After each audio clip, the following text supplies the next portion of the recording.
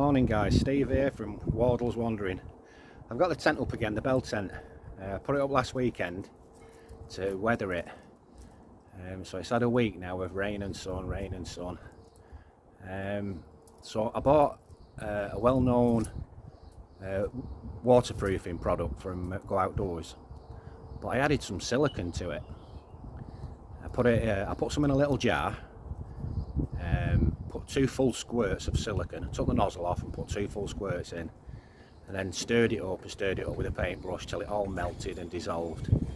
Then I added it to a garden spray with the full tin of this sealant in, and I sprayed it yesterday. It's all dried off now, so I'm just going to throw some water on it. Excuse me guys while I get the water. So there we go, I've got some water now. Let's see if we can... Oh, I need to turn the camera around, don't I? Sorry guys. Let's see if I can... There we go. So let's see if we can see this. I mean, that runs off.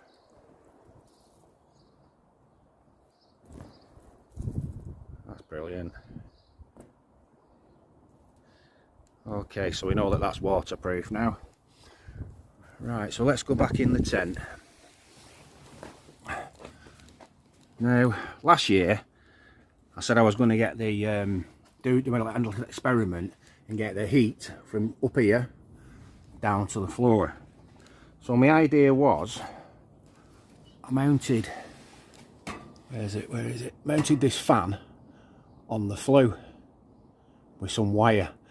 Now it worked, but it didn't work. Just putting the fan down. It didn't work brilliantly because obviously you dampen it down with this, and then you've got at the back of the flue, you've got your dampener here as well. So down here would be red hot, but up here wasn't as hot. So I think that's why the fan wasn't turning so fast. So what I'm going to do later on this evening is I'm going to keep the fan on top of the wood burner and see if that will circulate air round the tent. Because like I say, up here, this pole, you can't really touch this. You can, but it gets really hot because of the heat that goes right up into the tent up there. So that's my experiment for tonight now, is to just let it circulate around and see if that keeps it warmer down here. I did sleep in here over the weekend. That's where I slept, and that's my little chair for tonight. So I'll get back to you later on guys when I've lit the fire. But it's all ready and prepped. I've got my wood in there, my little wood wool things ready for going. And this little tray, it's a baking tray for, I don't know, chickens or whatever you want to throw in there, I should imagine, roast potatoes or whatever. And it just fits underneath. It's ideal, so that when you open your door like that and the ashes fall out, they fall into your tray. And if you want to clean it out, you get your scraper, you clean all the ashes out into your tray, throw your ashes outside, job done. So I'm doing now. There we go. So this is all ready for tonight now. So I'll get back to you guys later on, and we'll see what happens. Bye for now. Hi guys, I'm back in the tent. So it's about that time now that we lit the fire. I'll just flip it around so you're on. There we go. So we've got the fan ready and waiting. I'll open up.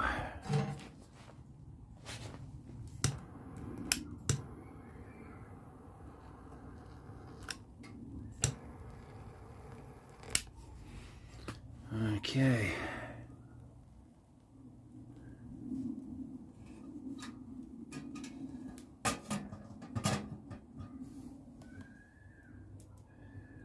We'll see when this baby decides to turn.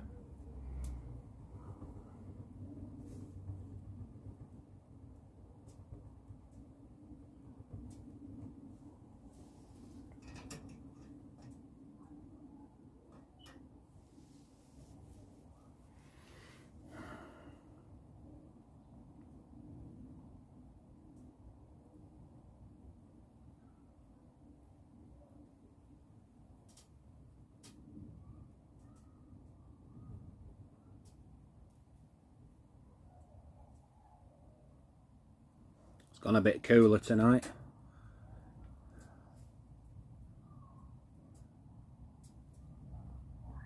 Right guys, I'll come back in a minute when it's started to turn. Bye for now. Okay guys, as you can see, the fan's working, and it doesn't look like it's going very fast on the camera, but it's fair old ripping around a bit.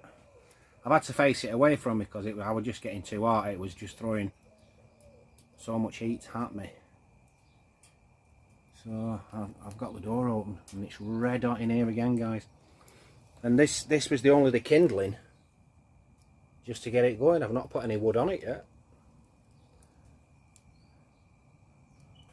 So I think we'll leave it at that, mate. It's we'll just leave it on the fire.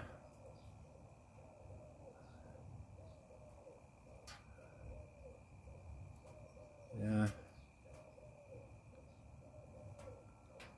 So I think it's ready for winter now. Oh, I need to extend the flue. You see that small section there? I'm going to change that for a normal size section, a big section, like the rest of them, because it just needs to go up that little bit more. It's about I don't know what, a metre above, and they reckon about 1.5 meters, don't they, something like that. Because I am getting little specks of soot that's coming out of the fire, landing on the tent. Nothing's burnt through or anything like that, but it's just getting little specks of soot. So I'm going to order another length, and that should send it up a little bit more then. And then it's fan dabby dozy, I think, ready for winter. Can't wait. Yeah, I just want to tell you something about myself. I don't know where to put this camera now. I'll just leave it like that. When I was 2 years old, I got meningococcal meningitis, and in them days it was a killer. You know, there were no cure for it, I don't think. Well, there wasn't. And I was in Boothall's Children's Hospital under a Dr. Hannigan, and they did all these lumbar punctures. I think I had 10 all in total, you know, needles in the spine to draw fluid. And the doctor told my parents, he says, we've got one last thing to try, and if that doesn't work, you know, there's nothing that you can do. So he said, if you've ever prayed in your life, now's the time to pray. So obviously my mum and dad must have done a lot of praying that night, because here I am.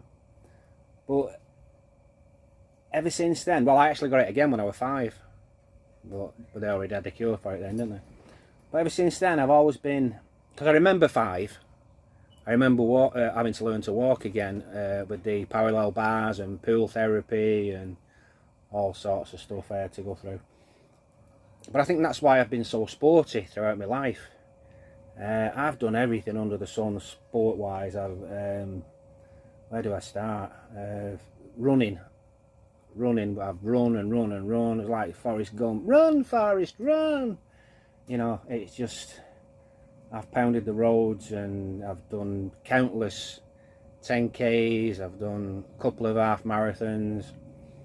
I learnt judo when I was at school.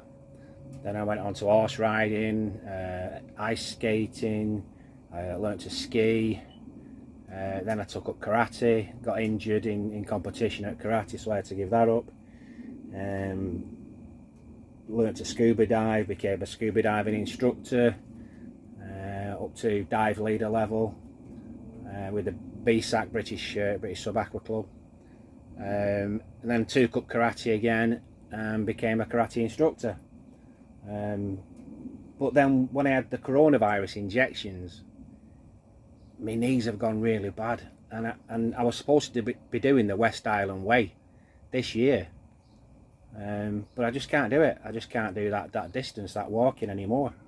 So I'm having to rethink about what do I do. You know, do I just do car camping, or?